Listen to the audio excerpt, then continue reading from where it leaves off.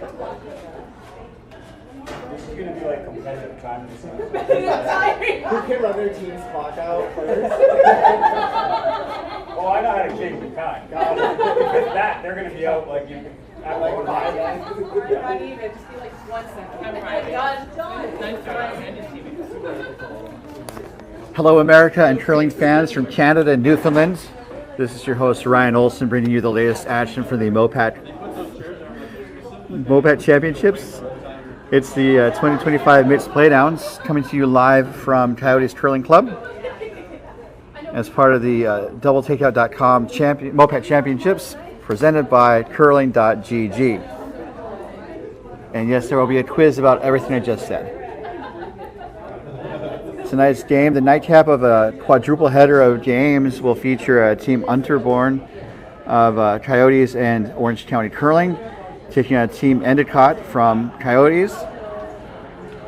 These are some top flight teams. It'll be interesting to see what happens as the teams do their final slides.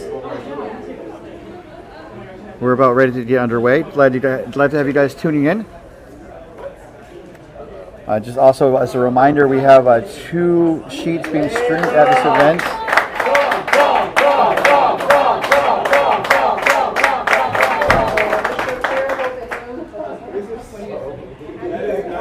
Something is happening off the ice. They were cheering the volunteer that was helping them off the ice. I'm sure as a sign of sincerity for the dedication that the volunteer had to get the ice ready for the competition, which is about to get underway. So it looks like Unterborn got the hammer by drawing closer to the center of the house. And so now we have Cassie Endicott throwing the first rocks here. And we are underway for the night draw. And sorry about that scream. That's curious about where that came from. So got an intern guard. Mission accomplished. And so we are going to see the first stone coming from Michaela McLean for Unterborn.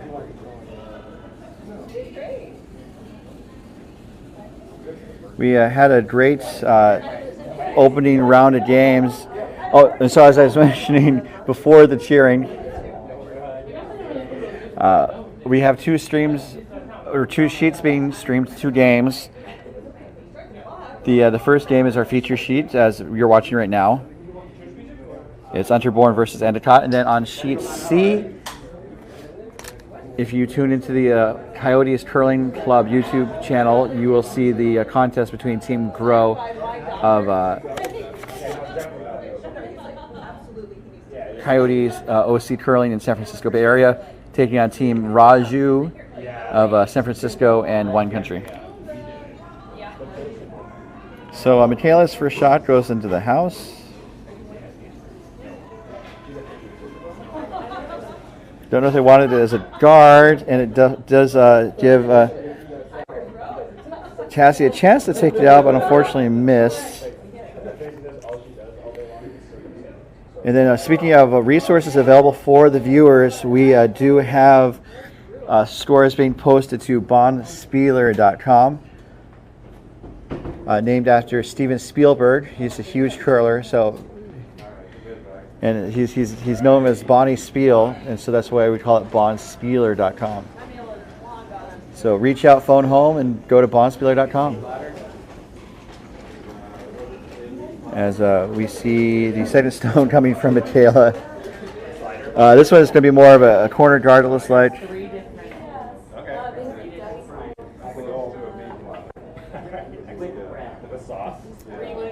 I don't know if that Spielberg story is true or not.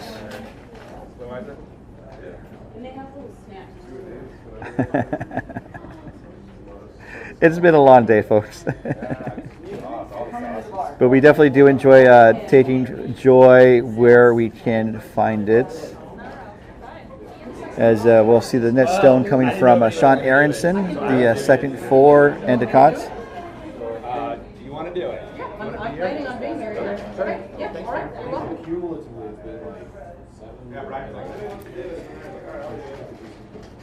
And looks like this is a come around shot. It's close, but it's just wick off of the guard there. Maybe see some gear effect, as some curling commentators call it.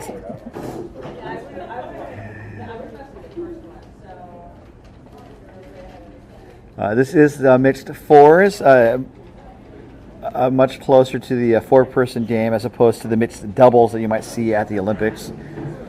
As you see the first rock coming from Alex Eaton Salners.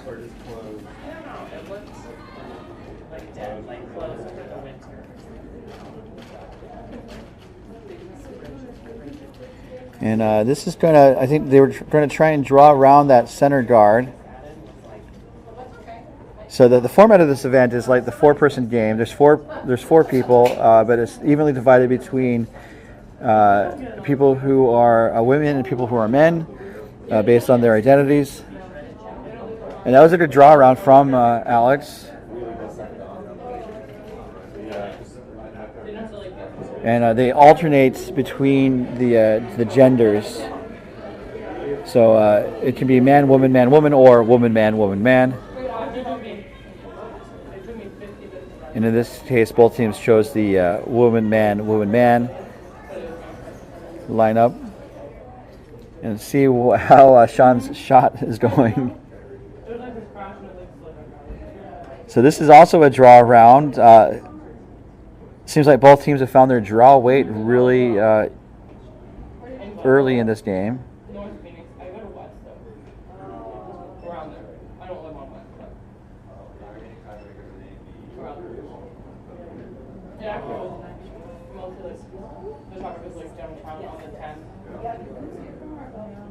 Let's see here. Just catch up on my notes. Doing some homework, as it were. I'm trying to keep stats of people's shots, although I don't remember what Sean's first shot was, but he made it, I thought.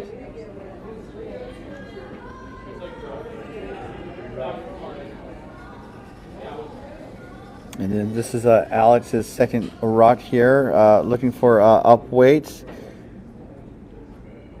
Really sweeping to hold the line. It does clear that center guard.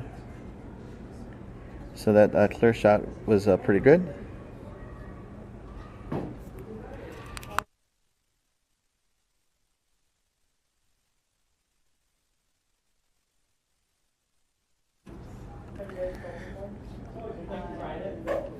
All right, next rock coming for Team Endicott. This is the third Olivia Andre.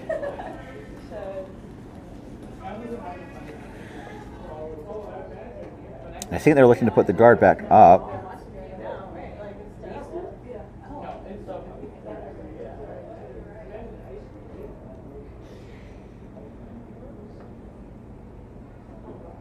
And let's see where it ended up. Looks like it over curled a bit. Or no, it came into the house. So that was pretty effective.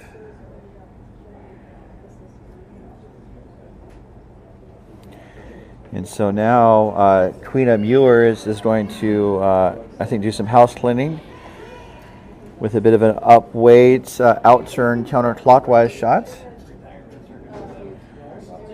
Let's see if we can get a better view of the rocks. So it clears the guard.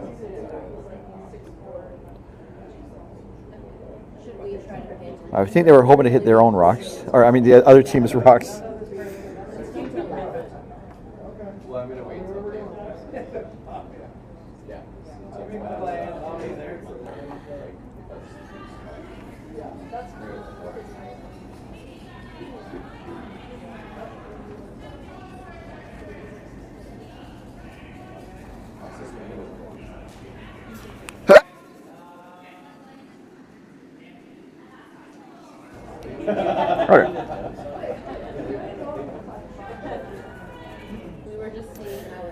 So this draw's a little heavy. It does go into the house in play.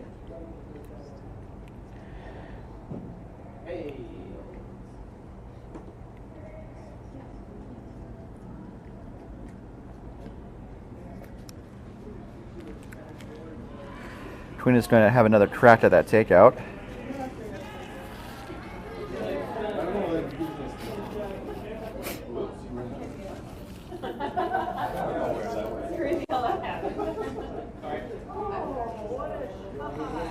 Gets both yellows moving, but they stay in play, and they lose the red that was in the center of the house.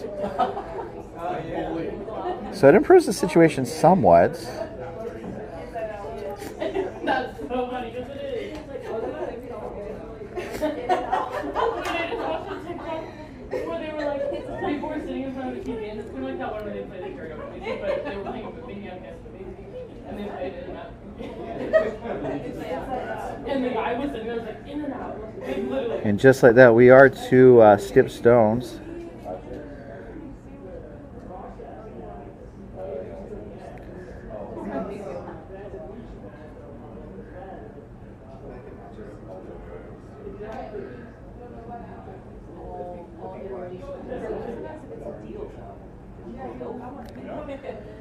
So I think with Endicott sitting 2 right now, I think they are just maybe looking to close the door on the maybe raising the red to the yellow. As Adam Endicott throws his first.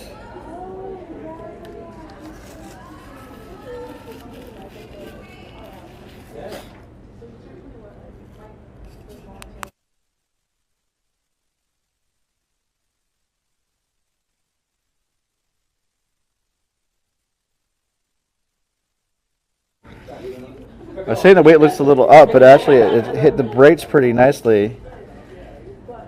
And it does give Unterborn another yellow counter to consider for its shot selection. Looks like the tap up is there.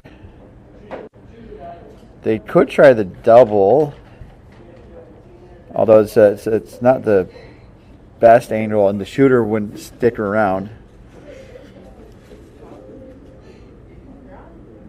If they raise up the red, if it's successful, they would be shot, and they would also have, I was going to say, a possible, well, the red would stick around, so they could maybe use it for their last shot. The other concern, though, is that they would hit it at an angle that's Endicott might be able to get to it. So I think they're opting to try the draw tap.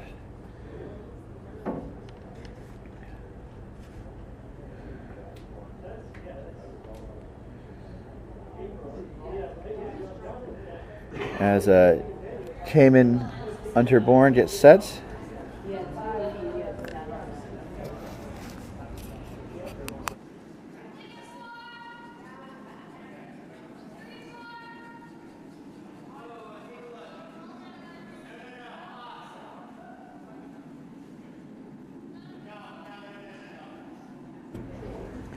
Oh, they changed the broom. So you can see they used to be on the center, another to the right here. So you can see that they're drawing. Are they? I don't know if they're trying to get through the port. If there's a port there, it's close. It wicks on the yellow and it opens it up.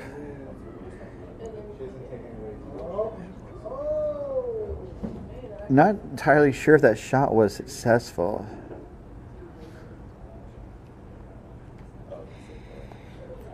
But it may have been what they called. So for what it was, it may have been effective.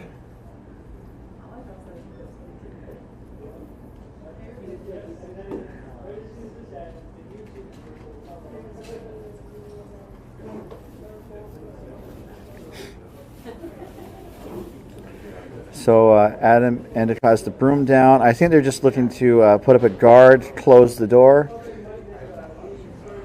on any possibility of Unterborn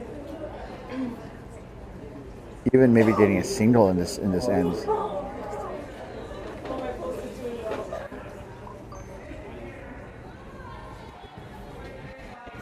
So Adam gets set.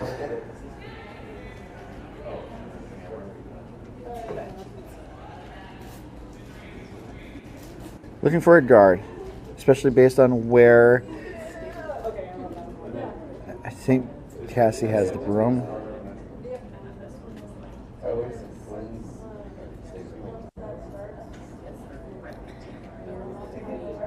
It kind of took a swing at the end,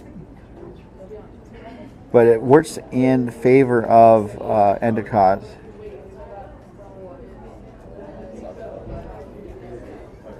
So there's a very thin port.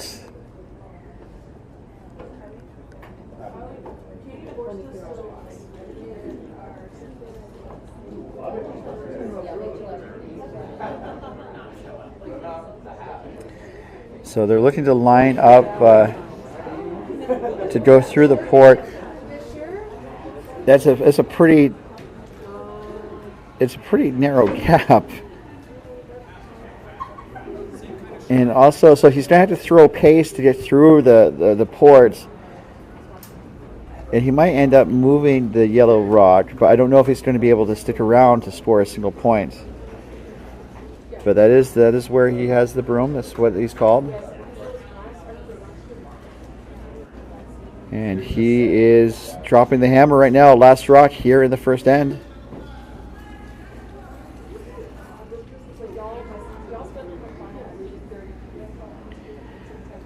So it looks like they're trying to coax it over. Now Alex is trying to hold the line, but it's going to be, I think, going to crash on the red. And trying to not be effective. So this looks to be a score of 3 for Endicott. That's a steal.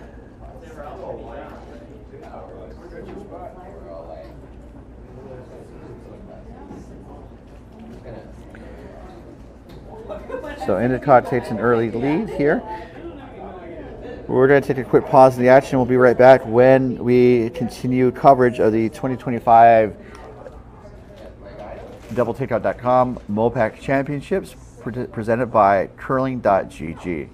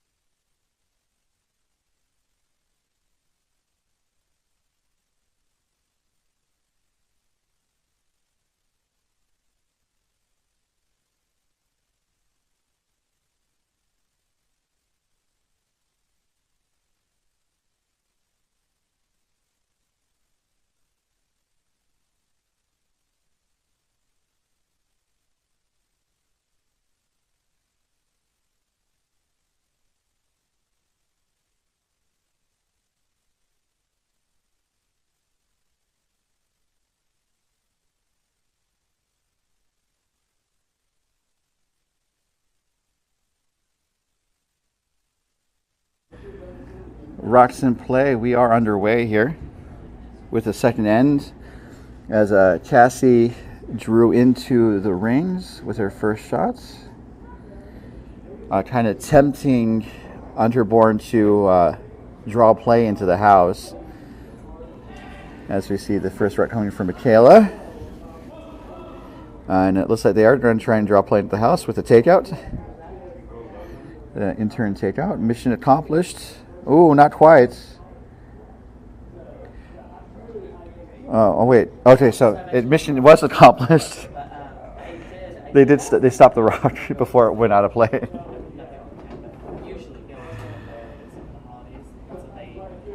So now Endicott's going to be asking Cassie to make a play on that red on the right wing.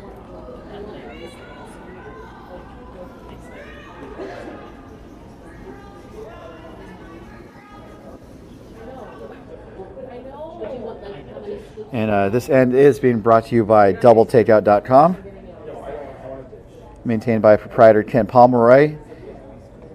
The site is updated throughout the curling season to rank the top men's and women's curling teams from around the world at doubletakeout.com. And so Cassie was able to make that hit. Out turn hit. So it's an open house, and now Michaela, I think, is going to put up a corner guard. And just based on the hand signals, it looks like it might be a little up weight. There's like a possibility that maybe a tight guard, but it's actually going to slip into the house.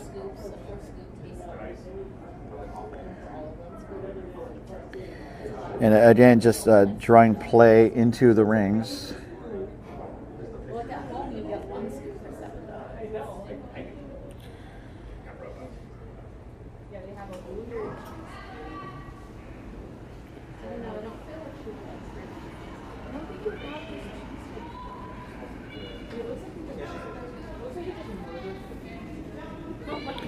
As we see the first shot from Sean, looking to take out that rock just put up by McLean.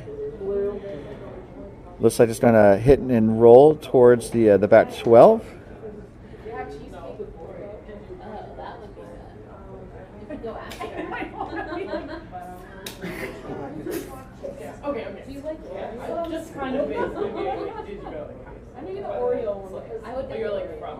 So Unterborn is opting to ignore that yellow shot rock for now to put up a corner guard and hopefully set up some offense.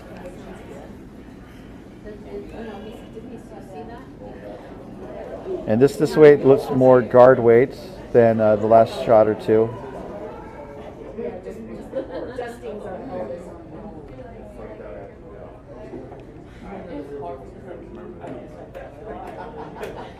Although it also looks like it's going to slip into the rings.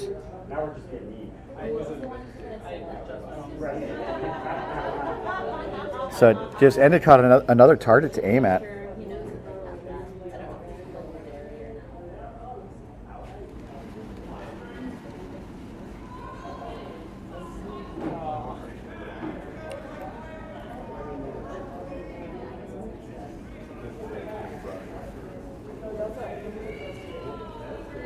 Looks pretty good though. And the hit is made.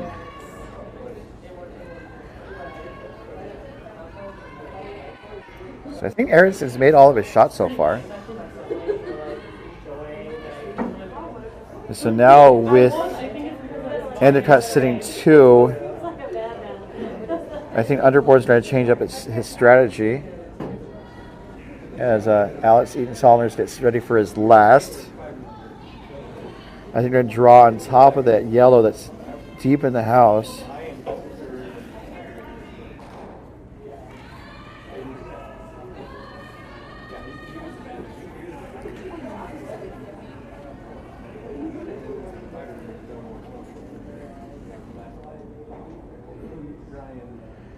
It looks pretty close. Oh, beauty.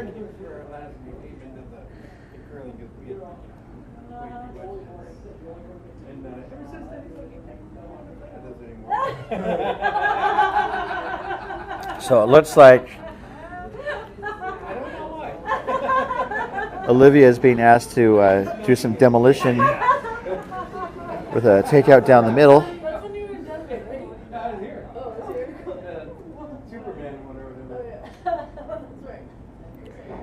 And this also looks close. It gets both of those stones in the back moving, but the shooter sits around. The Endicott yellow that was there is gone, and then the Unterborn red is in the back 12. Now third shot.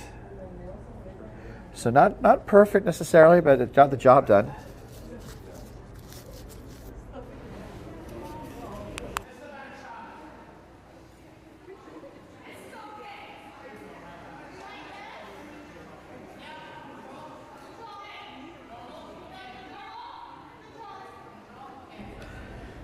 So Queen Muirs is delivering her first shot.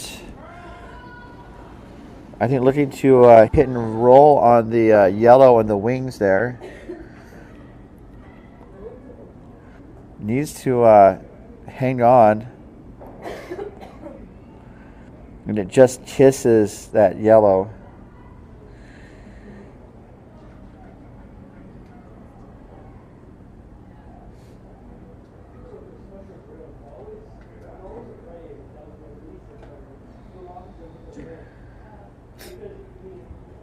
It does push that yellow next to the other yellow, so it sets up a possible double, which I think Endicott's asking Andre to block to prevent that double takeout, and to prevent me from saying that that double takeout was brought to you by doubletakeout.com, because everyone knows that's my favorite thing in the world to say.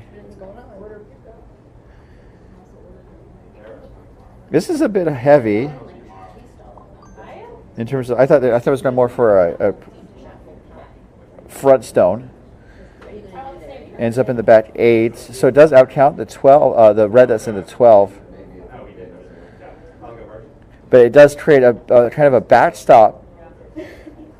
So if Unterborn wanted to, they could just draw on top of those yellows and possibly set up a multiple point score.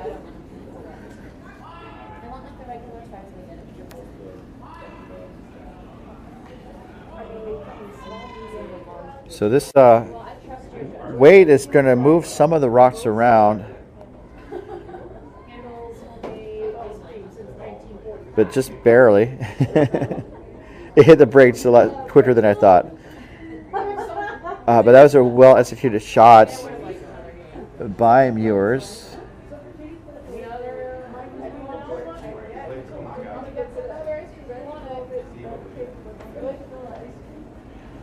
Because it's sitting in front of those yellows, it's going to be very hard for Endicott to get those yellows. I mean, to get those reds to go away without getting the yellows as well. So Adam is talking with Cassie about the possible strategy here. Like if he makes the red go away and loses one of the yellows, that's, I'm sure, an acceptable loss for him. And it's looking for like a control up weight, it looks like, or a peel weight. Normal up.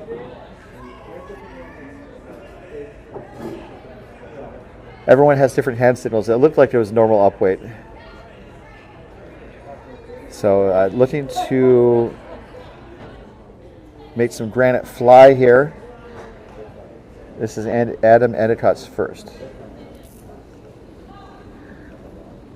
And definitely got the takeout weights. Let's see here. It's trying to get the red moving slightly, but all the other yellows moved a lot more. So now the temptation would be to play on the yellows in the back, but all Endicott would need to do to take that advantage away is to draw on top of that. So what Unterborn is doing, which makes a lot of sense, is to draw. Although I think they want to maybe draw at the top 4. And that way it's going to be hard for Endicott to get to the button if they wanted to, or maybe take out one of Unterborn's red rocks. Oh man.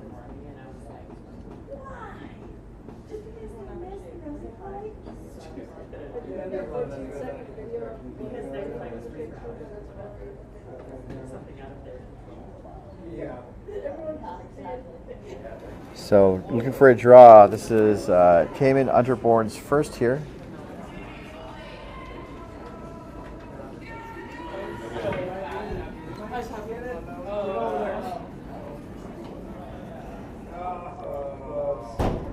This looks a little heavy. Needs to hit the brakes. It does hit the brakes as it gets towards the house, and it is starting to slow. And it is close to T, which is what he wanted. Which could have, I mean, I'm trying to think about why you would go to the T. Especially, like, I guess if you would you probably would like some separation to make it harder for Endicott to do a takeout.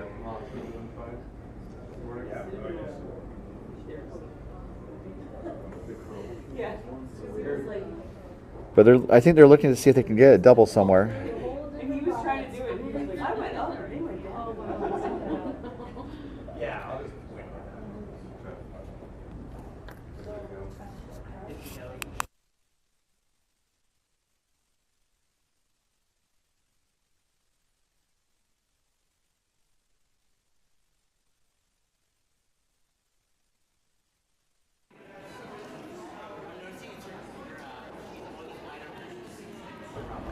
Adam Endicott is getting in the hat.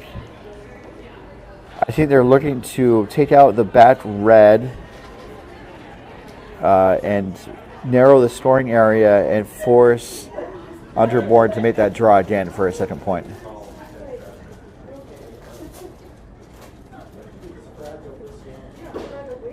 This is curling up. He's trying to chip the red.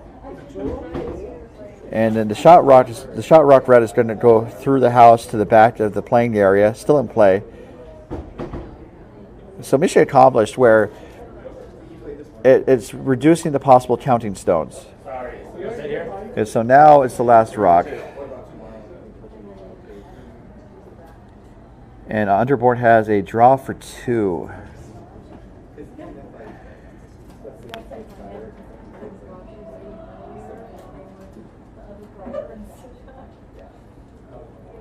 Which would tie it up. I thought Endicott scored 3 in the first end, but it's actually just 2. My apologies.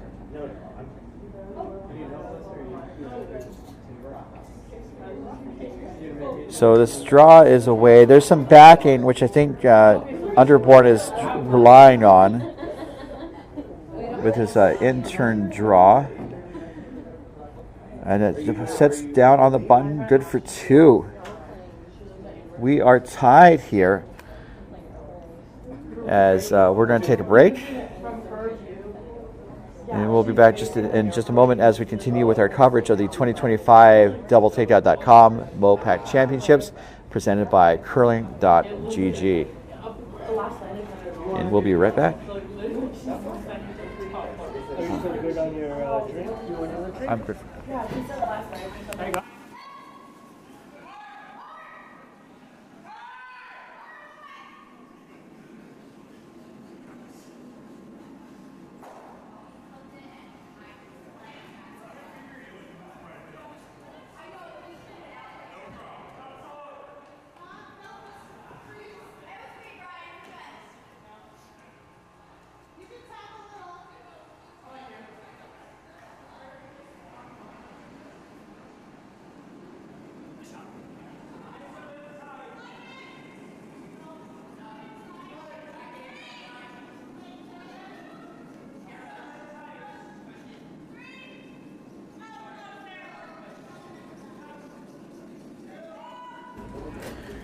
Rocks in play. We are underway here in the third end.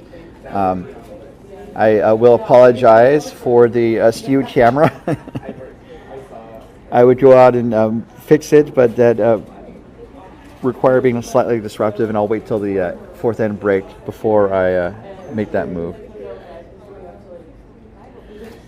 So it looks like Michaela put up a pretty solid center line guard.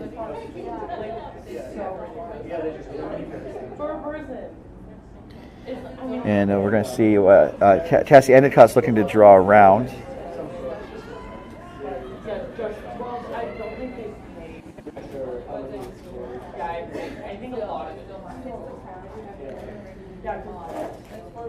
This looks pretty good. Just as a reminder, we are playing with the no tick rule.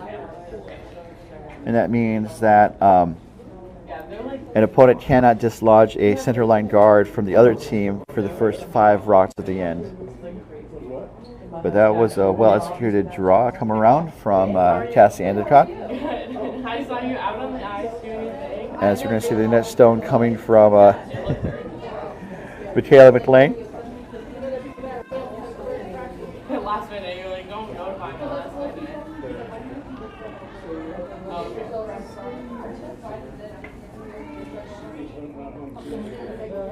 Wait, yeah. And this end is being brought to you by curling.gg. As that shot taps the yellow up just slightly. It does set the angles up pretty well.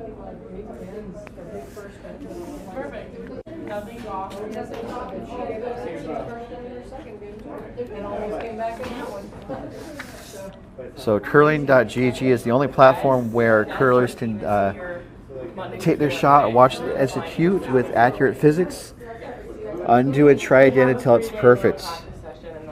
Practice strategy, finesse your technique, and enjoy a good game. On the no-cost sites at curling.gg.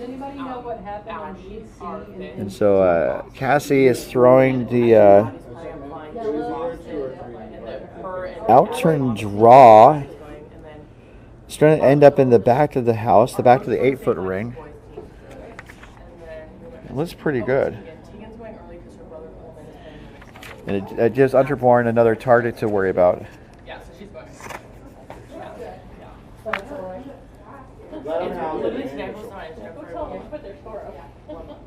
He's the official. He can do it. I know. It feels like everything's going so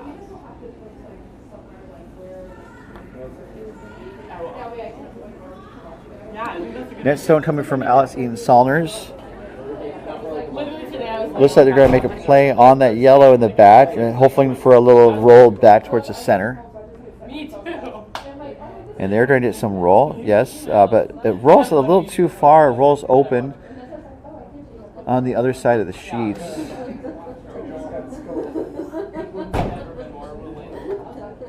So it seems like Endicott's going to make a play on it.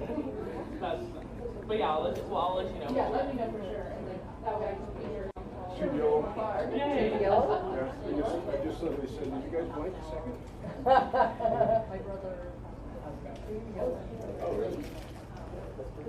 So it looks like Adam has the broom down where he wants it for Sean Aronson.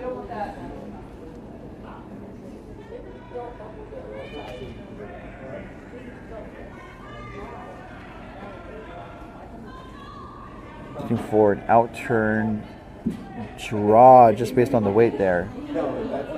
Maybe a slight tap back.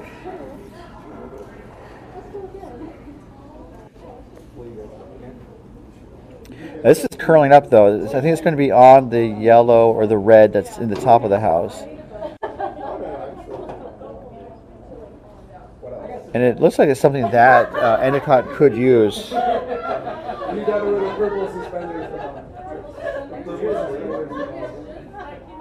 So it looks like they wanted to come around and just was a little short.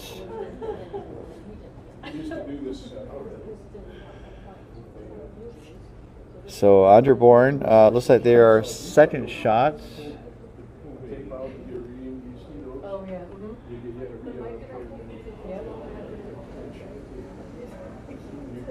I know And I think they're looking to try to draw around as well with Ethan Solner's second rock.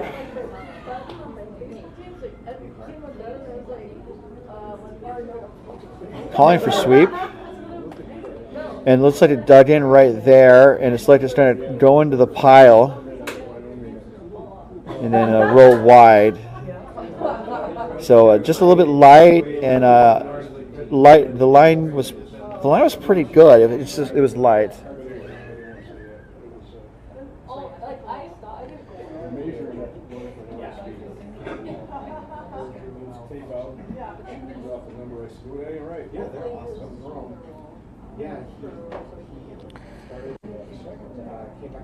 So Endicott's kind of looking at the different angles, it appears. Looking for a control weight takeout.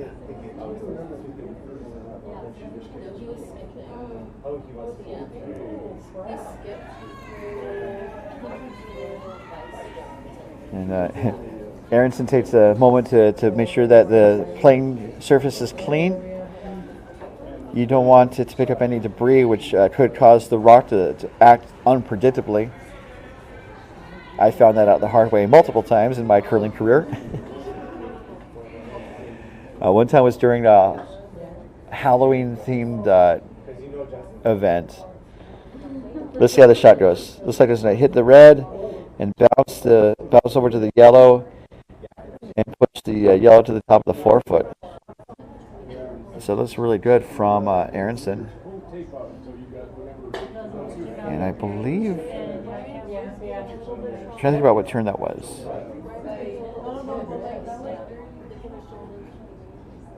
I think it was the out turn. So we have the next rock coming from Queena. Looking to make a play on that yellow that is now the shot stone on the forefoot. Needs to come back a smidge. And it looks like it is now. Definitely hits the yellow stone on the schnoz for the takeout, but no roll.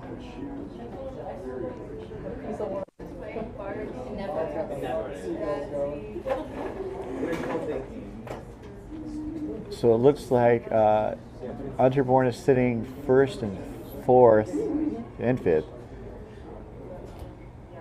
But Endicott has the second and third stones. Or the second rock, pardon me. As we see the next rock coming for Endicott, that's Olivia. And I think she's hoping for a hit and roll too. But it's going to just hit it on the outside. But it's going to get both reds moving. So that was a pretty solid outcome there. Not quite a double takeout, brought to you by doubletakeout.com. But it's a partial double takeout brought to you by partialdoubletakeout.com.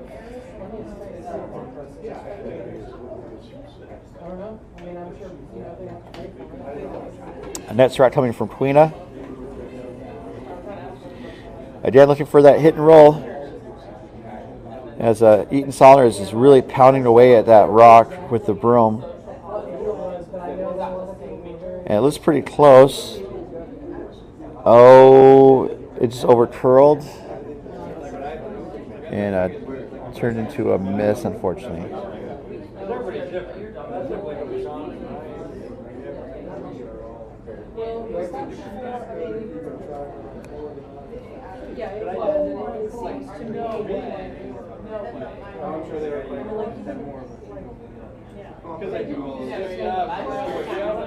So now Endicott is sitting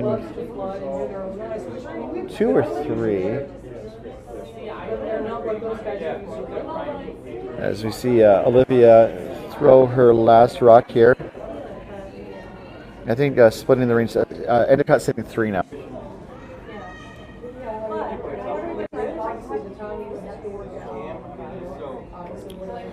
Both sweepers are urging that rock to travel as far as it can, coaxing every urge of energy onto the ice. And mission accomplished. An intern draw is good to set up a fourth shot. And so Unterborn's looking for that hit and roll again as we have hit skip stones again. I almost said shot stone, but skip stones.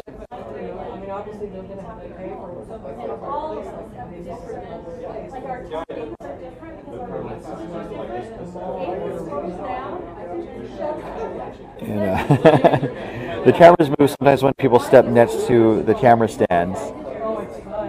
And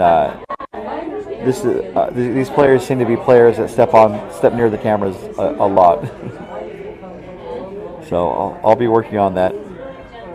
As we see the first rock coming from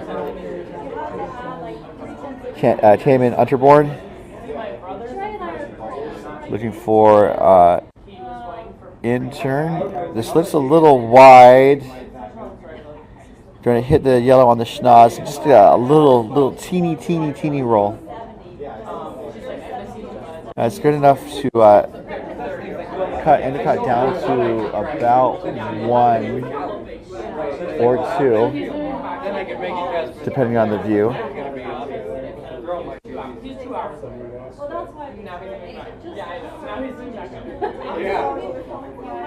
And that's fine, right? Yeah, that's the thing. During my freshman year, my boyfriend and I did So it looks like Endicott, the shot selection seems pretty straightforward. I mean, they're sitting 2 or 3 right now, and if they get the red to go away, they're back to sitting 3 or 4. And it seems to be the shot that's been called as Cassie Endicott has the broom down, and Adam makes his way to the hack.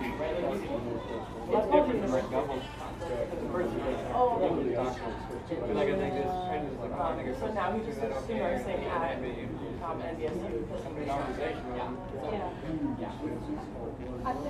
And I do not think he'll be Looking to take out that red on the right wing.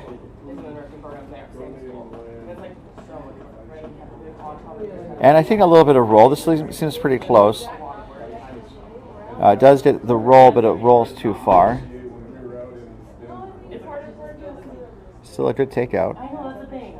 And I think he's like, in what I don't know about that. High school, she's going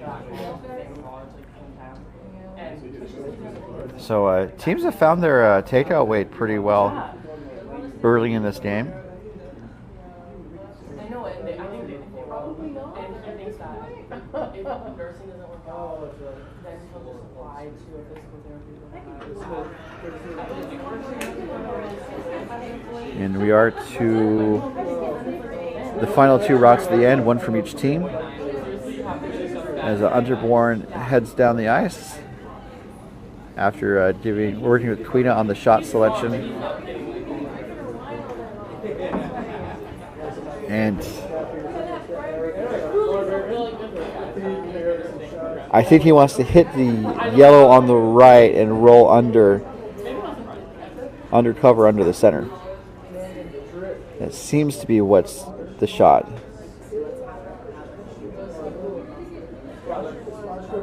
Looking for intern clockwise rotation. Alice is really sweeping the heck out of this. It looks like it's going to be close, but not too much of a roll, unfortunately. So now the question is, how would Endicott secure a multiple point end here?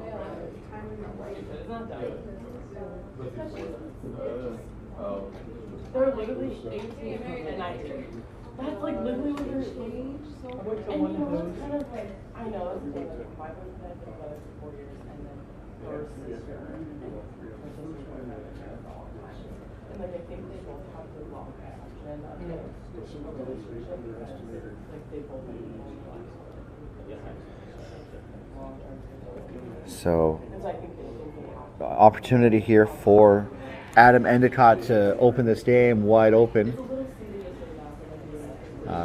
Right now, Endicott is sitting 1, but a chance to get a lot more here.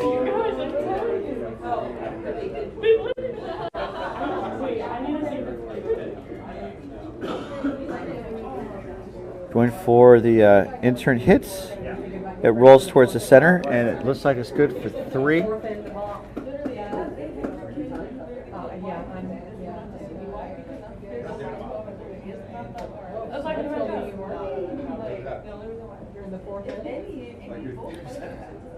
So we'll wait till they post the score, but it does appear to be a 3 spot for Endicott.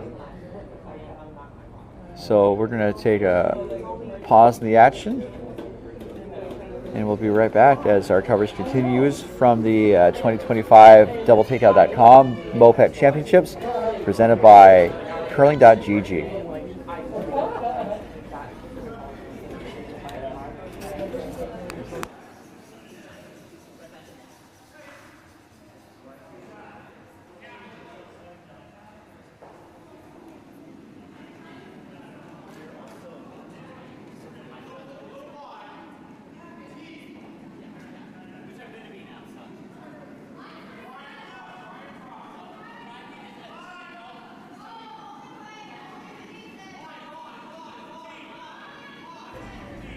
Welcome back. That was a score of 3 for Team Endicott to take a 5-2 lead over Team Unterborn of Coyotes and OC Curling.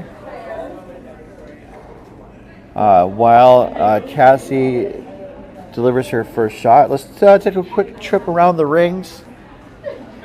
We are keeping track of scores on bondspieler.com. As I heard that it was named after Steven Spielberg, or Bonnie Spiel as he's known.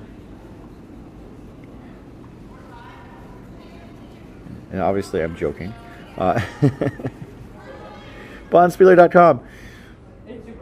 That slips into the house. So at bondspieler.com we have scores on all 4 games. On a sheet A, we have a contest between Team Baird of Coyotes taking on Team Blackshear of Orange County. Baird opened up with a 5 spot, and Blackshear opened up with a single. So it's currently Baird 5, Blackshear 1.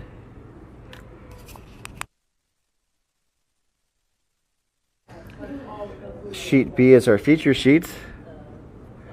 And again, we have a 5-2 game with Endicott scoring 5 over 3 ends, and Unterborn responding with 2. And it looks like Michaela was able to put up a corner guard. And Cassie is looking to either draw around or draw on top of the rock she threw to the top of the house. On sheet C, we have Team Grow from Coyotes, Wine Country, OC Curling, and San Francisco Bay Area Curling. This rock is really close.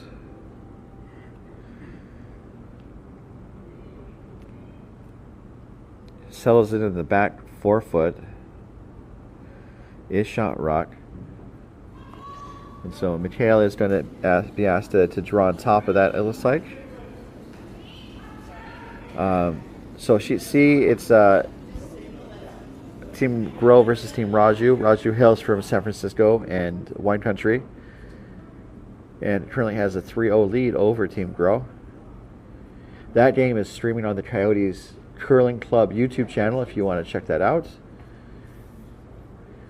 And so this draw is not too bad. It is in a position where the Angels could work towards Unterborn later in the end. But it's only good for 3rd shot right now.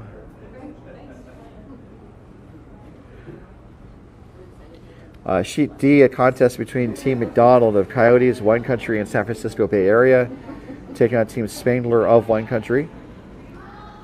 McDonald stole the first 2 ends to take a 3-1 lead over Spangler. First rock coming from Sean Aronson on our feature sheet. I think they're looking to kind of guard it up, if I'm not mistaken. But it's curling. One can be mistaken frequently. it can be a humbling game at times. So that guard is pretty close to being made. So I think Unterborn just wants to take it on, clear it out, maybe make some noise in the house.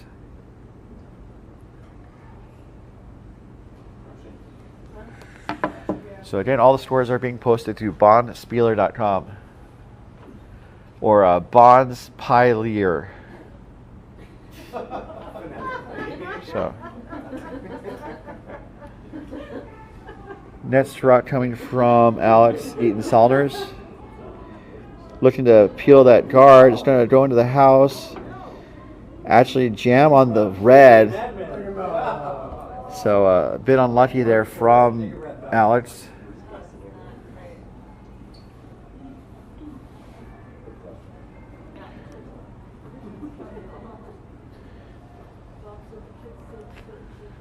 So Endicott is sitting 3 in the rings as Sean Aronson gets set, or is about to get set, and now he's set.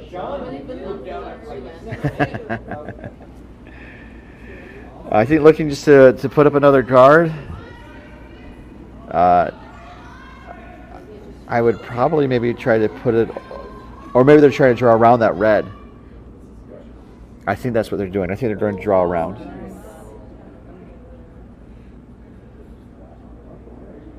It's close. And even if it ends up high, that's not bad. They don't want to go too deep and give a target for Unterborn to capitalize on. So that draw settles into the back, or actually back to the tee line, just barely. So a really solid shot there from Sean Aronson. And now Team Unterborn is in a bit of a bind. And there is no devil with the golden fiddle at the end of this rainbow.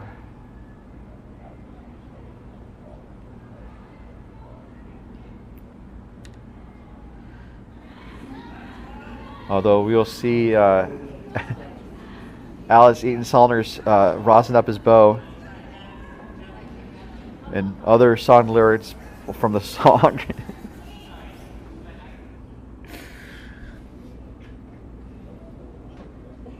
So he's drying around as well. As he's going to play his fiddle hard. It looks like he played it too hard. It's going to go through the house, out of play. And I can't wait to hear what Charlie Daniels thinks of that shot.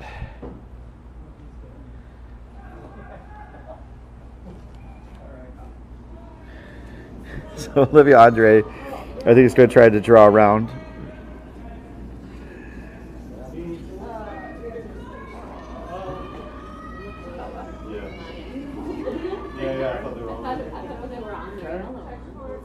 Okay, Giant's computer's completely shut off. What? Don? One of the computers shut off. What? One of the It computers. wasn't mine, Don. It wasn't me. Fred? It wasn't me. There was only 2 seconds left. So that draw's pretty good. It settles into the top 12. Yeah, so maybe just not plugged into the power source adequately? Did you try to turn it on and off?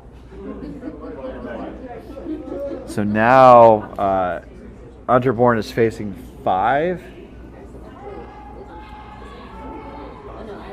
So hell's broke loose in Tempe. Unterborn is calling for a vigorous sweep from Michaela McLean. I think hoping to try to coax it over.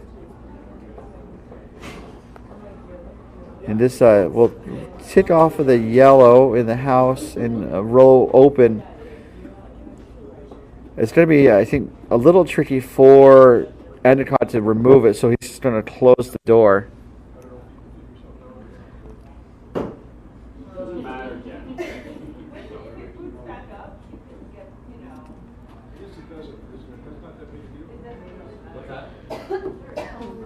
As Andre delivers her last rock of this 4th end. Going for a guard.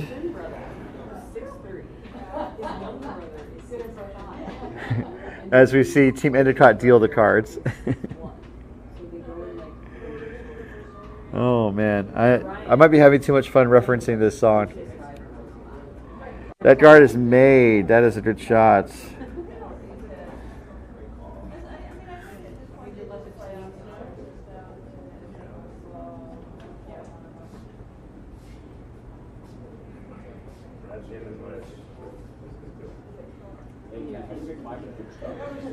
Timeout on the ice for sheet 2.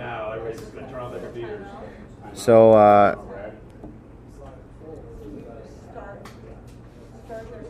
definitely talking about Unterborn being in a bind. It seems to be the case as they are coming down the ice to talk about it. Let's see if we can listen in, said I optimistically.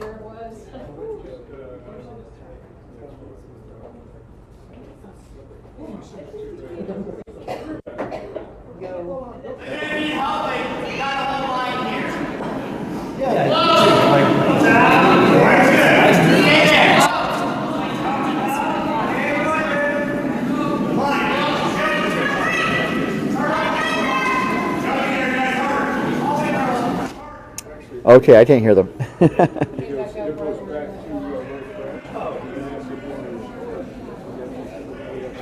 And the sound was a bit weird earlier, guys. I apologize. So let's think about it ourselves about how they might get out of this bind. One shot, which would be pretty tricky, is to raise the red onto red and push the red towards the center. So trying to see where Unterborn is now. I think that's what he might try to do. Or he could try to clear the guard. Or he could try and throw rocks to the right to open up the right side of the house to draw for a single point. But this is a bit of a mess right now for Unterborn.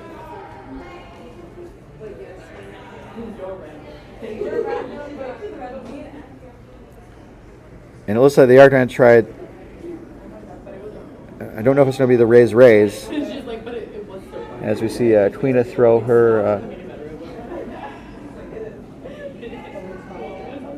Not quite sure it's her first or last. I think it's her second. So it's somewhat effective by getting rid of one of the yellow rocks. And I guess it does serve the purpose of starting to open up the left side for a possible draw.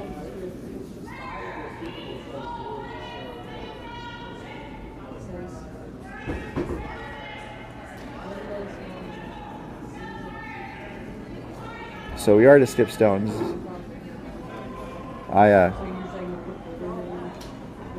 to think about what Queen of Viewers' first shot of the scent was. I'm trying to keep track of the shots and only being partially successful.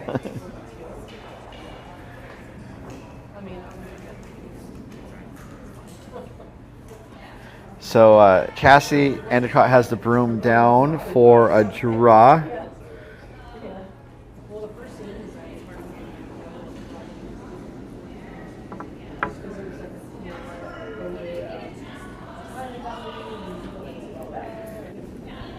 And it looks pretty good for just going into the pile.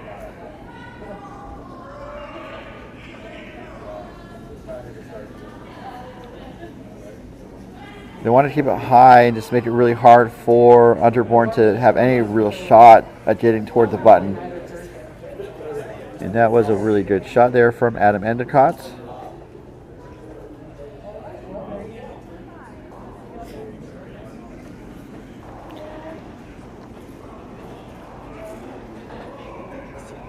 It does possibly set up a double or more.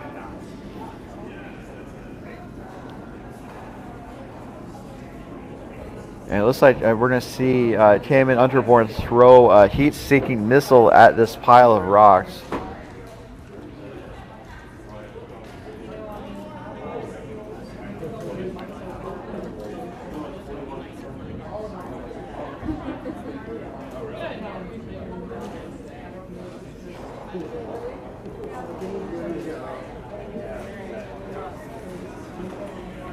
All right, this is Taman Unterborn's first. Looking for some granite to fly here. It looks close. We're going to get one yellow moving, and that's all. And then it moves that pile of 2 remaining yellows closer to the button. So I would definitely have to say that was partially successful. Not 100%.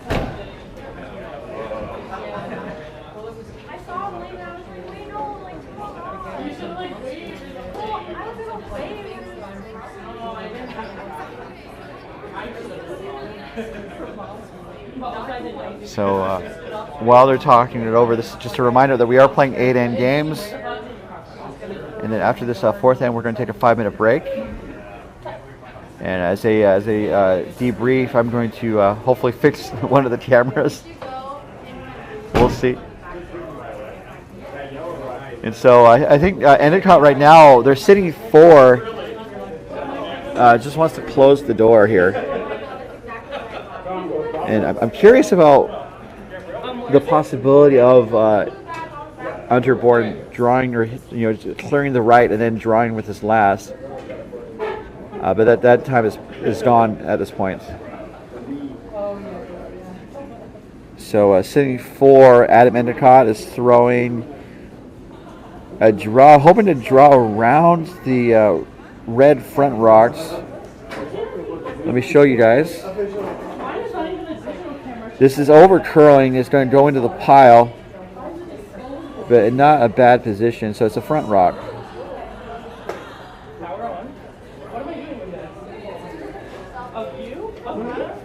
So Unterborn facing 4. They have a weird circus shot, maybe. So my circus shot would be to hit the yellow onto red, onto red, onto yellow, and to have it spin towards the center. I don't know if that shot's there. The other shot is like a damage control shot on the right, and just take out those 2 reds on the right that have just been hanging out the entire end. But this is going to be a damage control draw, I believe.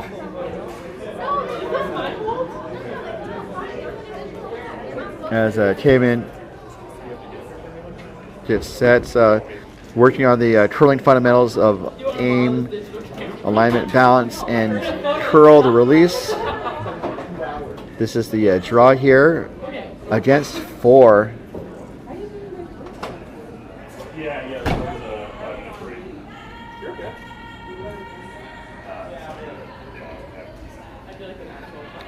Calling for a sweep, and yeah, this is totally a damage control sweep. They need every inch to outcount those 2 on the outside, and managed to cut Endicott down to 2 while they were facing 4. So they head into the 4th end break with Team Endicott up 7-2 over Team Unterborn. And we're going to take a pause in the action.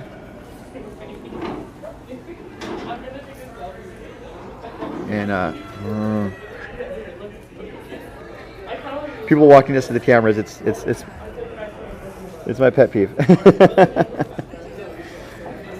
But what's not a pet peeve are our great sponsors of the 2025 Double Takeout MoPac Championships, presented by curling.gg.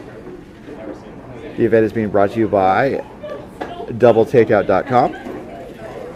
Throughout the curling season, the proprietor Ken Pomeroy updates the website to have the latest information and stats on the top men's and women's teams from around the world. People can see how their favorite team is ranked. The site is doubletakeout.com and curling.gg.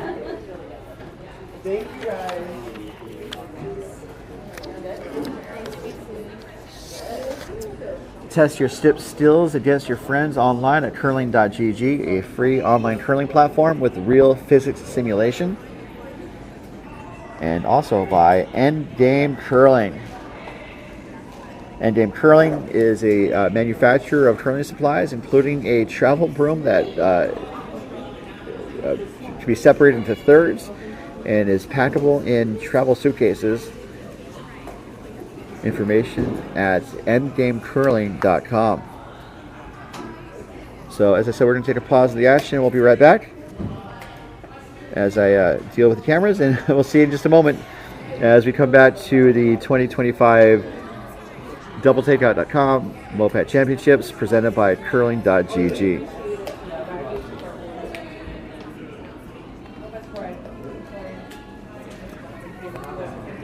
Oh, ouch. Is that the ice cream that you guys were? This is the ice cream. Ooh, all right.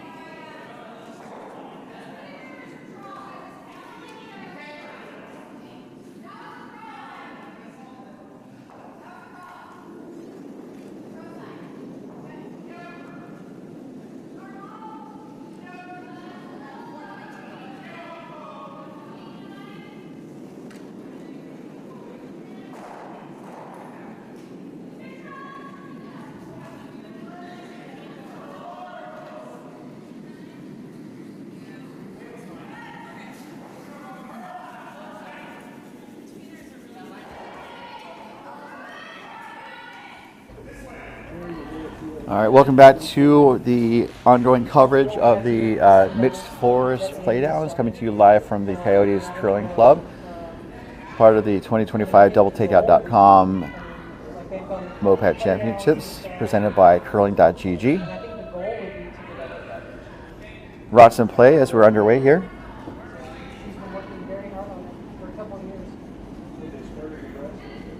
Had a couple guards, had a couple rots go into the house.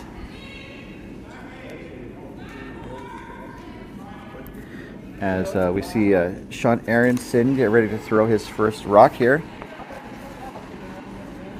And this is going to be, I think, a takeout or a tap back. Sean's been curling for 8 years. This is his second appearance at the MoPac Mixed Championship. It does crash on the guard. And then does roll toward the house, into the house. And will settle in the left 8-foot area.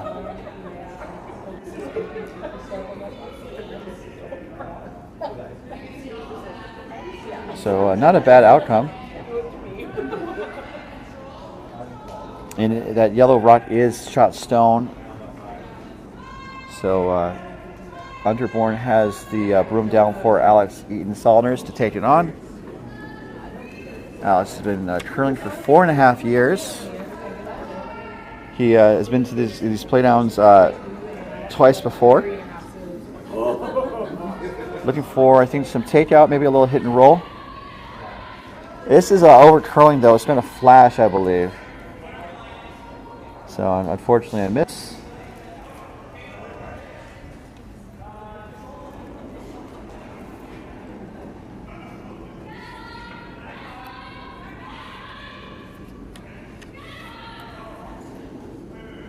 As we see, Sean's gonna have another bite at this red rock apple, but not a road apple. So looks like the hit is made. The shooter's gonna roll through the house, out of play. Mission accomplished. And how do you like them apples? The tangents I'm on tonight are pretty wild. We're talking about the devil went down to Georgia and apples for some reason. So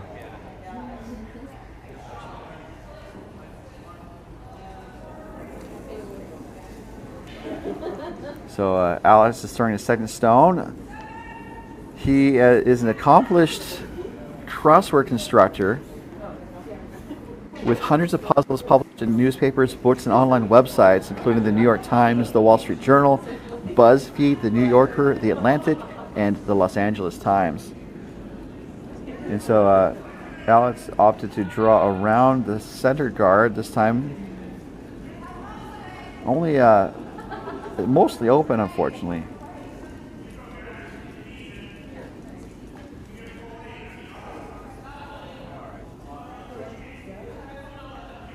As we're going to see Olivia Andre take on that red shot stone. She's been curling for 6 years. And Sean is sweeping the heck out of it to try to hold the line, but it's going to wreck on the guard and open things up down the middle, which is not a bad outcome.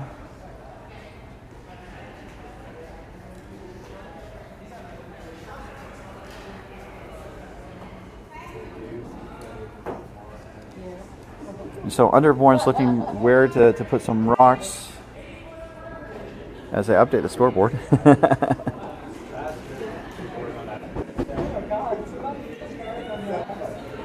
So we have Queen of Ewers, I think, looking to draw on top of the red, it appears. She's been curling for 4.5 years. And she's been to playdowns twice, in 23 and 24, skipping and throwing third. She also has 2 8-enders. Where are all these people getting 8-enders from? So that does put the guard back up.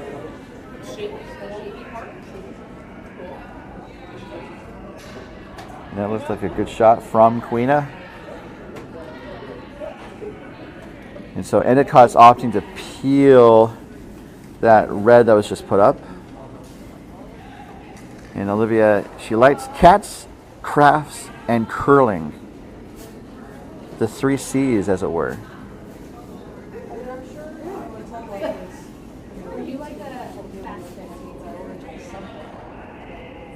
So it does hit the red out, and the shooter is going to roll wide to the side. So that was a good shot there from Olivia.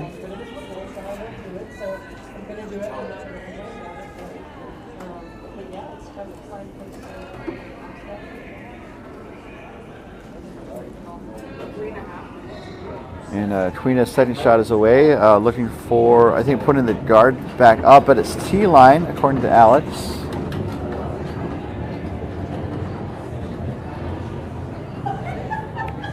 So I think maybe going for a freeze would be the call here. So if it's over curling, so now you want to put the rock in a place where it's not going to set up a double. And it looks like it could set up a double or a soft takeout weight to get both reds moving.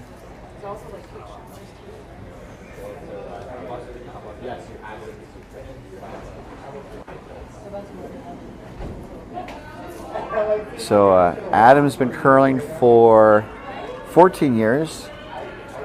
He's reached the mixed playdowns finals 4 times, reaching the mixed nationals in 2014. And then he also has been to club nationals for men's 4 times, and was the 2019 and 2022 club national champion. And he was probably once president, or he was president of a juggling club, and can still juggle 4 objects at once, probably. And talking about objects in motion, he does get one of the reds moving, but that red that was buried sticks around. So still not a bad takeout there from Adam Endicott.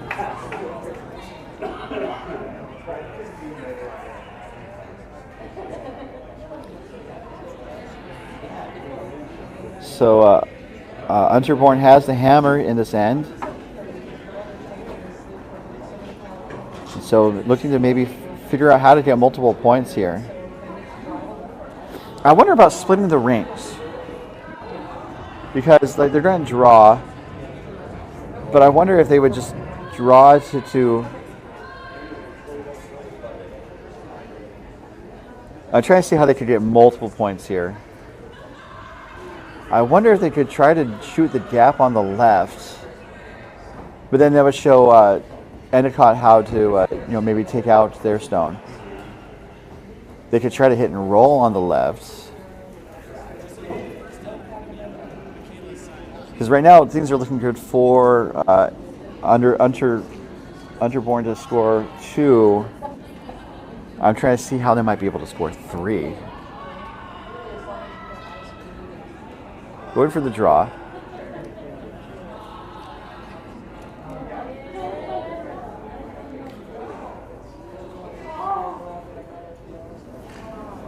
As Cayman Unterborn delivers.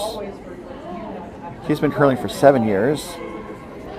Was the champion as skip at the 2022 MoPac 5 and Under.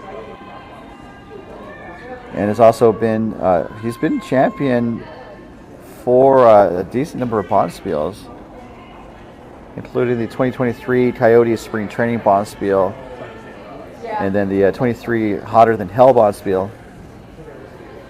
And that ends up being 4th shot. So Endicott could possibly ignore that.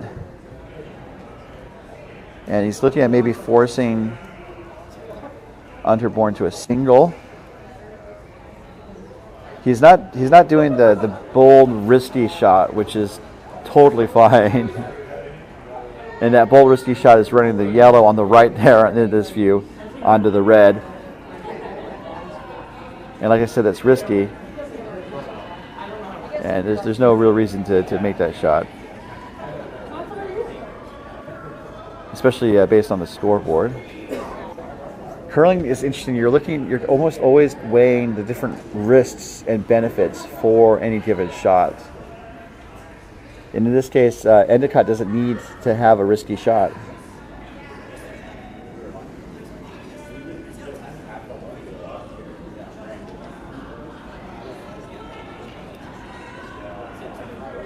So he's looking to, I think, draw on top of the red on the right in this view.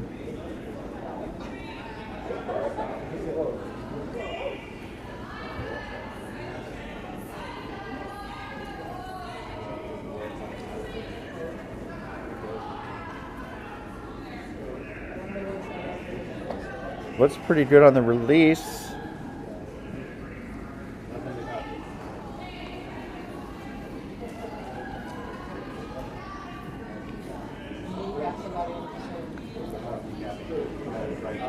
Looks like it's curling up pretty nicely.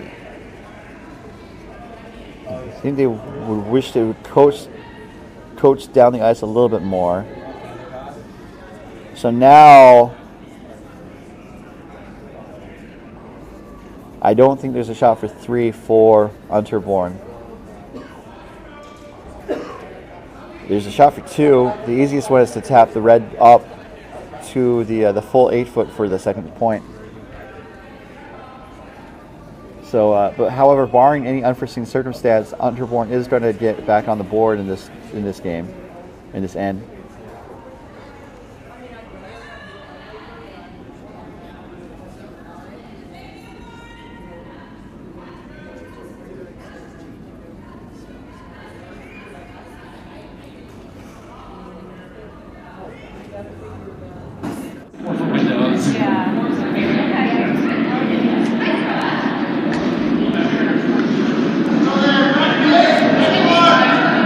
Shots away.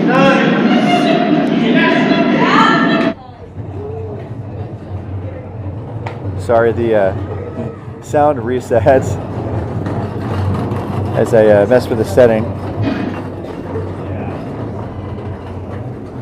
So this is, oh, so close, but I don't think it's enough. I think it's just a single point.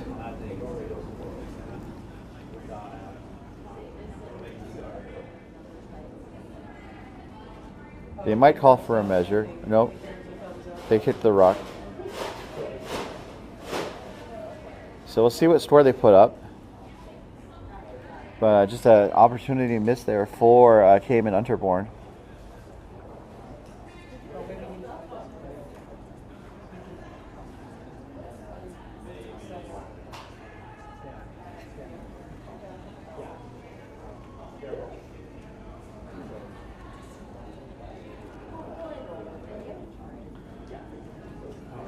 And that is a score of 2. Oh, so it was 2 for red. Okay. So it is now 7-4 in favor of Team Endicott. So they did make that shot. That's good for Unterborn. Definitely does underscore why one should wait to see them post the score. Because I made an assumption and that made a bit of a donkey out of me.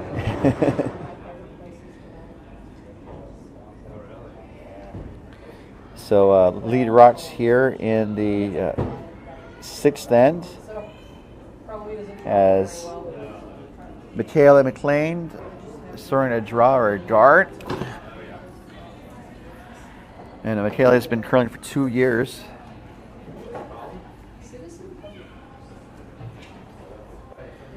She finished in 3rd place as lead at the club playdowns last year. And then she was also an A event winner at the Donna Perky Classic this year, again playing lead.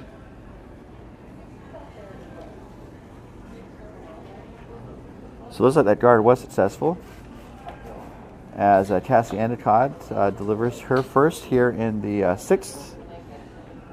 With Team Endicott having to have, oh,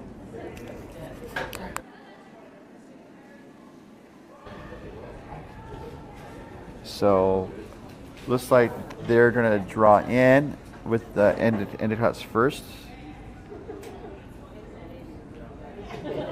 She's been curling for 20-ish years.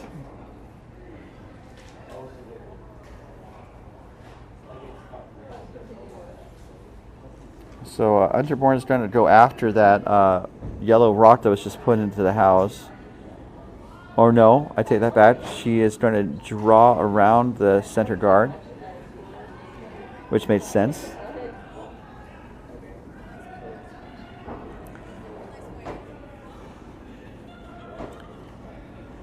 Unterborn kind of calls the sweepers off, I think, seeing how far it's trying to get into the house. And it does get under cover,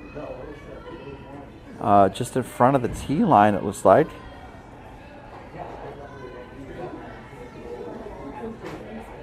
And so it looks like Endicott wants some back four weight to tap that red out of the way. But that was a good draw there from Michaela McLean.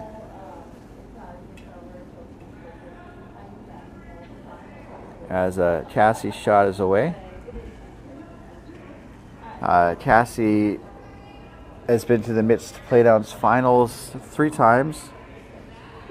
Also been to the club playdown finals twice. And then made it to the club nationals in 2019. She likes gardening, board games, and reading.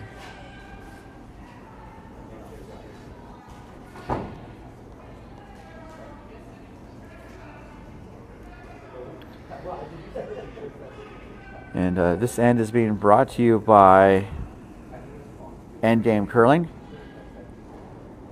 They are relatively new in the curling product business, but their travel broom is definitely garnering some attention. There's several brooms from Endgame in the field at this event. Information is at endgamecurling.com. So Alex Eden Saunders throws a takeout. Mission accomplished. As Aronson's going to be asked to essentially do the same feat.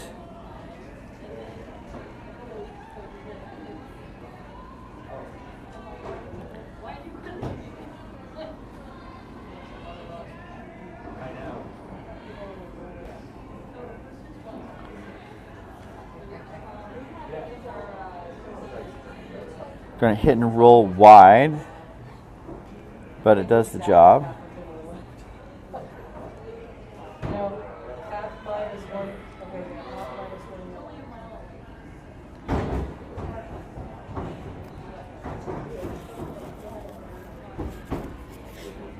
Thank you so much to everyone tuning into this draw. As Alex gets set, we have 3, maybe 4 games on tap for Saturday. And the reason I say maybe 4 is because we have a possible tiebreaker on the schedule. The fun starts at about 9 a.m. tomorrow. Our feature game will be Team Walsh taking on Team Maxey. On sheet B, the Coyotes streaming game will be Barajas versus Leclerc on sheet C. And that'll be available on the Coyotes YouTube channel. And then the last draw of pool play will be at about 12:30.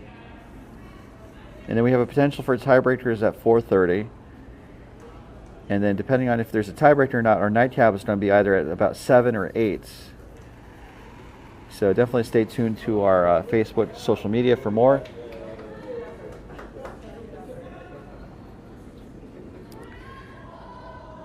So trading hits back and forth. This is Sean Aronson's second rock here.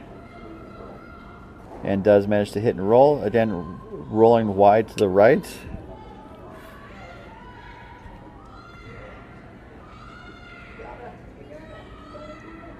So it looks like Unterborn is shot,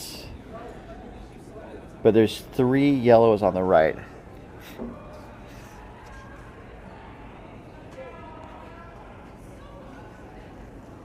As Quina Muirs pushes from the hatch.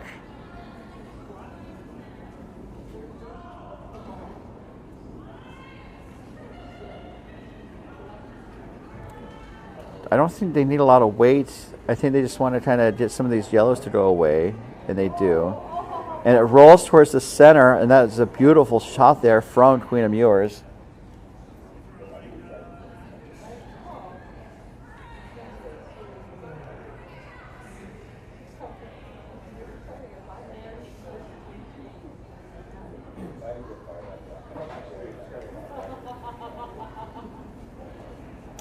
It is pretty open though, so it looks like Olivia Andre is trying to hit that out.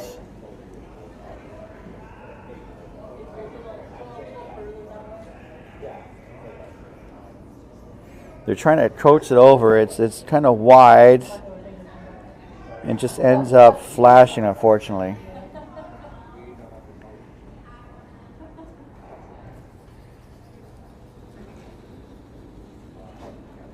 So Olivia's thrown mostly draws this game, although she's thrown about 4 hits. She's made about half of those, just according to my scorecard. And I've missed a couple shots, so I apologize for that, but my keeping stats is just kind of for my and your benefit, not for the official record. So we're going to draw. I think they were hoping for a bit of a freeze, but it turned into a slight tap. Not too bad, but it does set up a double.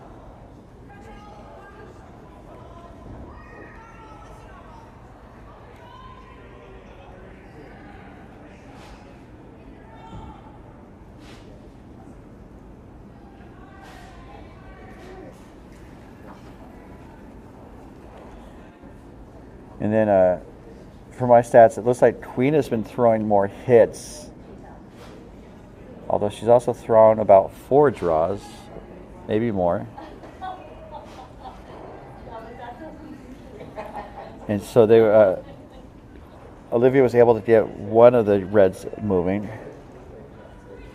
And then the shooter also stuck around, so that was a good shot there from Andre.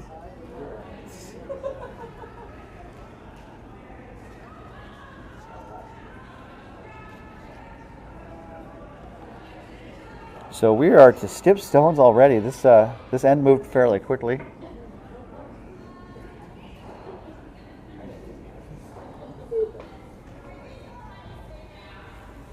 As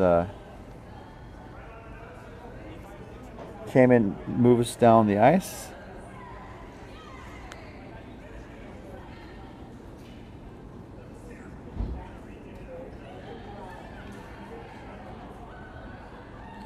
So I think just looking to hit the yellow out, just based on where Queena has the broom. This is Cayman's first here. Going for looks like a soft takeout weight. They're sweeping to hold the line though, right out of hand. Queena's calling for more, and now it's important that the rock is hit on the right side. And pretty good. I think they might be reacting to another shot.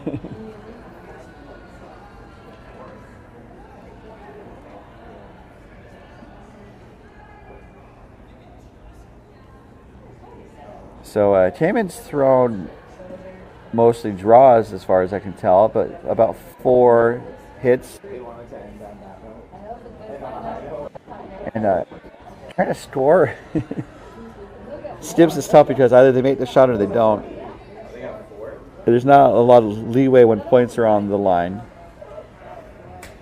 Although I can also say that he's thrown more in turns than out turns in terms of the rotation.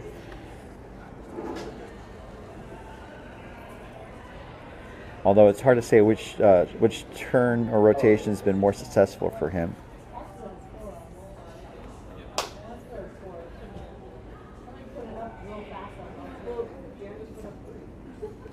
So keeping score is interesting because you kind of note the rotation of the rock,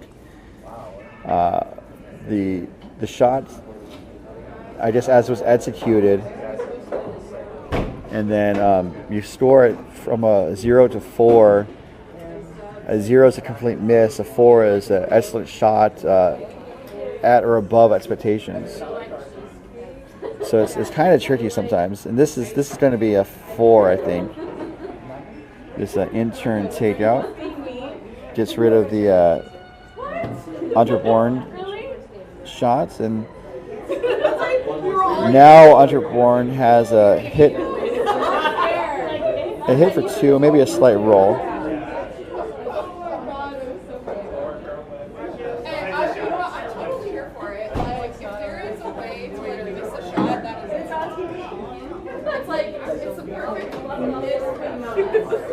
So it looks like one of the games is off the ice as the volume of the warm room increases.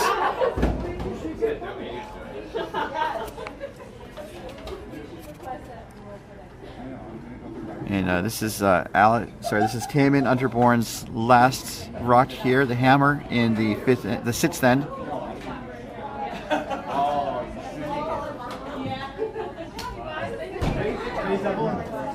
I'm behind on the score. So looking to hit and slight roll. Looks beautiful there from this angle. And Endicott has the hammer.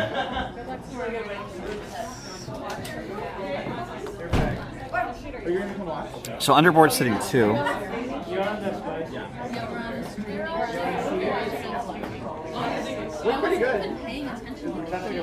And so that hit was successful from Unterborn.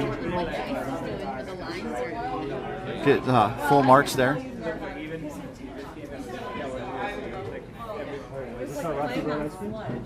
And so Adam Endicott makes his way down the ice for his last rock, the hammer.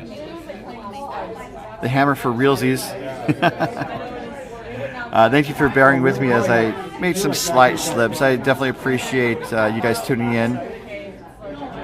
And hopefully do my best to present information and correct myself as needed. As you see, the last rock coming from Adam Endicott, facing 2.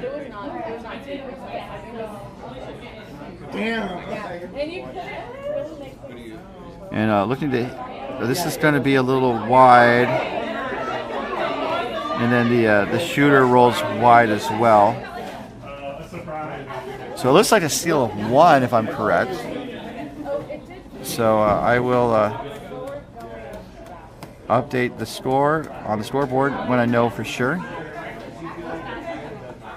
But it does get rid of 1 of the counting stones. So quick pause in the action, and as I look up from this game, all the other games are off the ice. So a lot of teams maybe wanted to call it a night early. Get a fresh start tomorrow.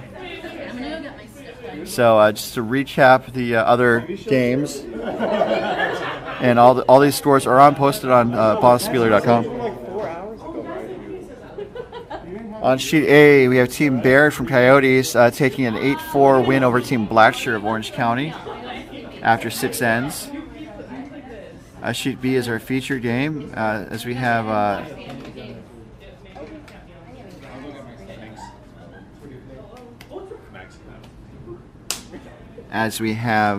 Team Unterborn stealing that 6th end. So it looks to be 7-5 in the 7th end, if I'm not mistaken. Sheet C, Team Raju of San Francisco and Wine Country was a 10-4 winner over Team Grow of Coyotes Wine Country OC Curling in San Francisco. That game wrapped up after 6.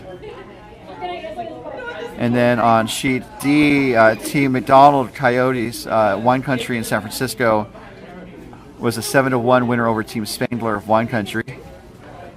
And both teams shook hands after the 6th end.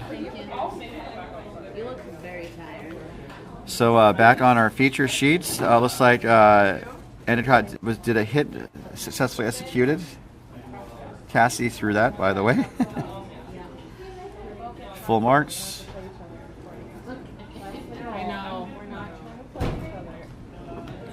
As we see the next rock coming from Michaela McLean. You need to screen record that. And so this looks to be close to a draw round, and that is partially buried. She has extra napkins. Oh yeah.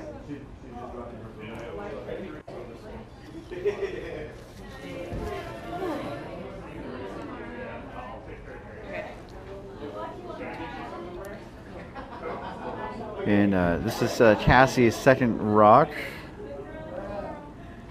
I think again another takeout would be, I think, the indication here.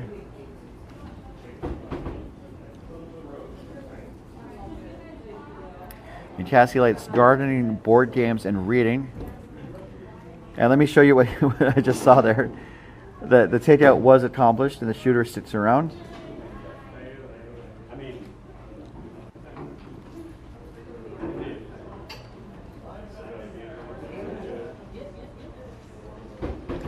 As Alex Eaton-Saunders gets set. He was also part of the 2 career 8-enders at Southern California Curling and San Francisco Bay Area Curling. So there's a decent number of 8-ender players on this ice. Maybe that's why I'm not in the event, because I don't want to give up an 8-ender. I think there was one time I scored a 7-ender during a practice game, but that's it. So.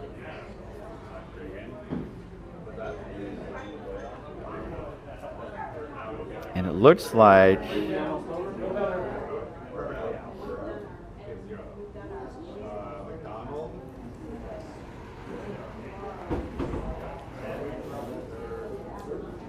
Alex's shot was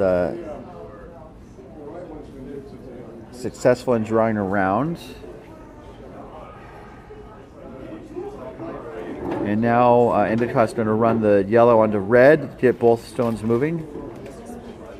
And that was a successful raised takeout from Sean Aronson.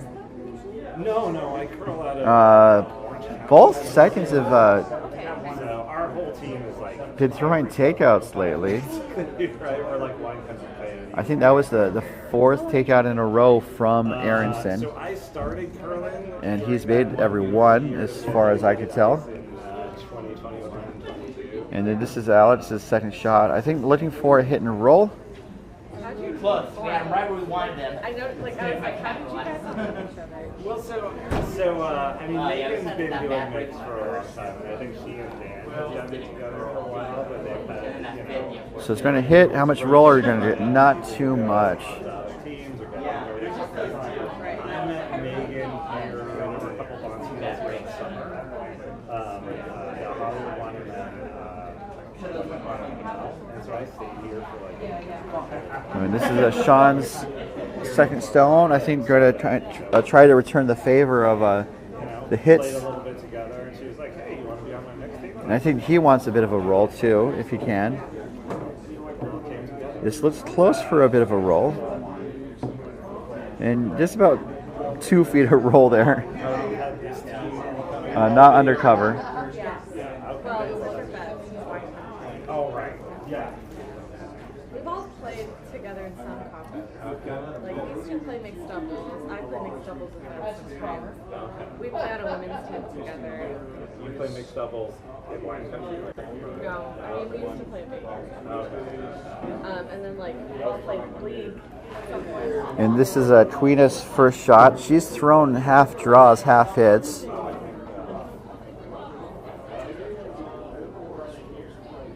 And I think hoping for another hit and roll here. And this time it rolls a little too far.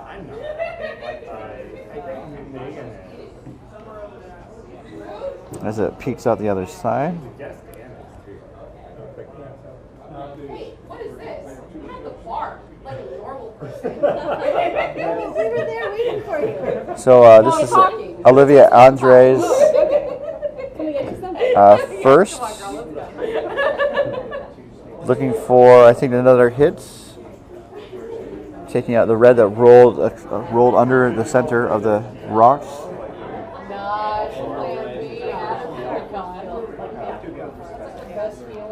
And it does. It's a raised takeout. It runs the yellow onto red and gets the job done.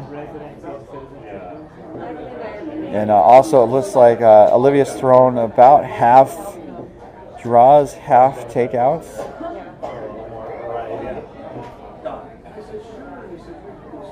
She's made most of the takeouts, although I had a couple misses. And now we see the next rock coming from Queen Ewers. She's on the board of the OC Curling Club and does manage to hit and stick around. When she's not curling, she enjoys cuddling with her 18-and-a-half-year-old cat. Wow. She's Zarina and line dancing. She also loves eating good food, doing escape rooms, and playing board games with her partner Alex. And looks like the hits made and a little bit of a roll there.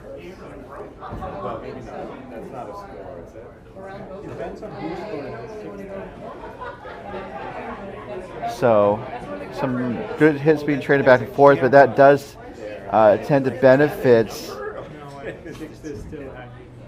Team Endicott because they have the lead here. It's either here or sheet D technically, but then let's sit there.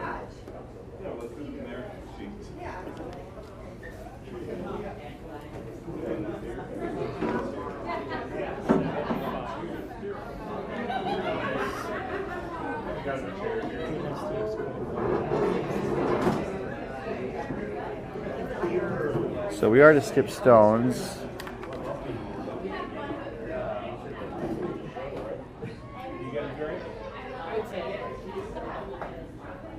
Oh, look at that. Ice cream.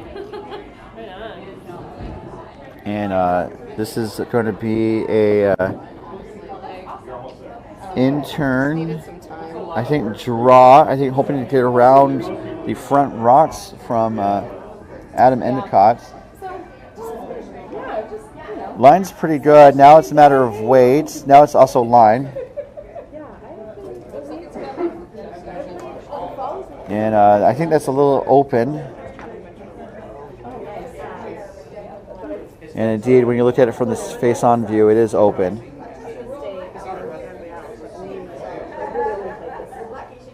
So Cayman's thrown mostly hits. And he's made about half of them. Tends to favor the intern, at least based on this game. And so Cassie Endicott has the broom down for Adam. I think just hoping to hit and maybe roll undercover themselves.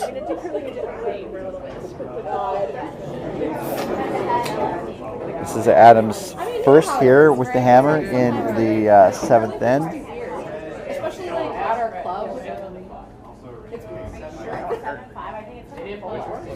Gonna hit. It's gonna roll the other way. So Unterborn's looking at maybe hitting and rolling back under cover. I wonder if they would maybe try the same shot that he just threw, which is like a little bit more weight and a little less eyes. But it's dangerous. I mean, this is a dangerous, precarious situation for Unterborn to be in. Down 2 with only an end to go after this.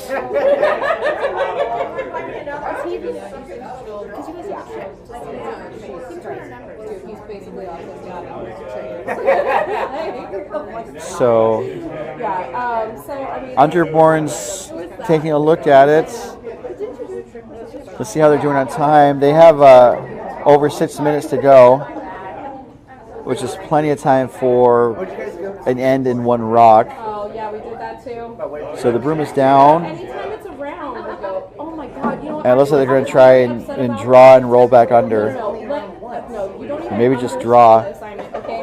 Just And the big boy I'm just talking through the possible scenarios here. In, like, places of Sacramento, like, They run a risk of giving up 3. like, just So I wonder, like the one possibility is to try to double out the yellows on the left, with their like massive, like, and that way cameras, all Endicott to do is score trained to get here. 2. They could try to steal by drawing under those yellow rocks on the left. Basically a steam engine, but it's And this is also a steal gambit, but it's coming up light. And unfortunately, this opens the door for Endicott to really put the game away. Unfortunately. yeah, it's okay. So the fact that it's like a countrywide tour and it's like nobody. So Endicott has a chance for 4 here. Yeah. Anyway, so it's yeah. So it's Okay, so like, did you pay or do like tour of the inside of the?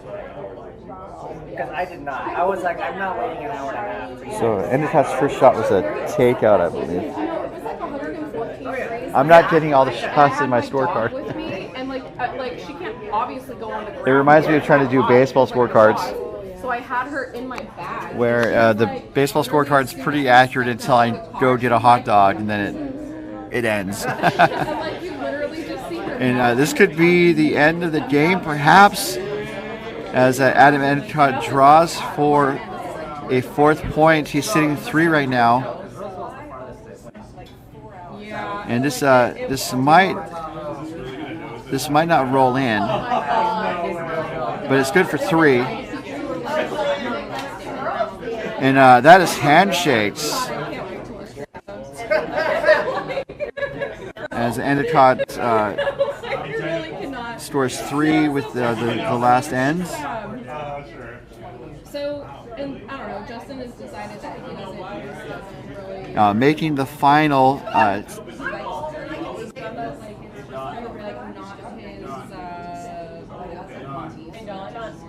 So the scoreboard's a little goofy. The final is going to be 10-5. Just kind of led to some weird scoreboard, but that's going to make the final.